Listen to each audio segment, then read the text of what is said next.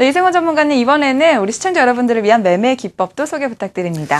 예, 일단 오늘 말씀을 드리고 싶은 거는 이제 우리가 추세대 돌파에 대한 쪽에서 이제 좀 더 신뢰를 높이기 위해서 어떤 시그널에 대한 쪽을 좀 볼 것이냐에 대한 쪽을 말씀을 드릴 텐데요. 아마 여러분들이 골든크로스에 대해서는 다 알고 계실 겁니다. 근데 이제 골든크로스보다도 좀 더 신뢰도가 높은 시그널에 대한 쪽을 좀 찾아라 라고 놓고 본다라면 상승의 리테스팅 시그널에 대한 쪽을 좀 말씀을 드리고 싶습니다.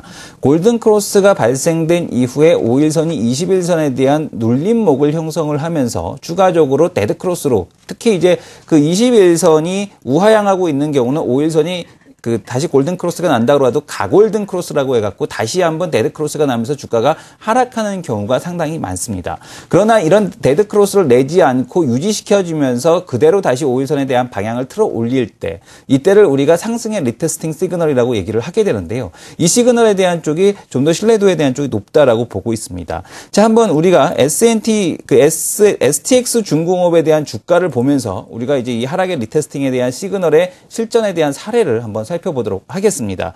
자, 지금 보시는 주식은 이제 STX 중공업입니다. 물론 이제 재료가 나와서 보유를 하게 됐는데요. 지금 이제 상승에 대한 쪽이 계속해서 이어지고 있는데, 지금 보시게 되면 이런 가골든 크로스라고 하죠. 하락하던 21선에 대한 쪽을 이제 다시 5일선이 돌파하면서 가골든 크로스 이후에 다시 재차 데드 크로스가 나지 않고 이 위에서 계속해서 지지받는 형태에 대한 흐름이 나타나고 있을 때, 이때 신뢰도가 매우 높아진다라고 보셔야 될 것 같고요.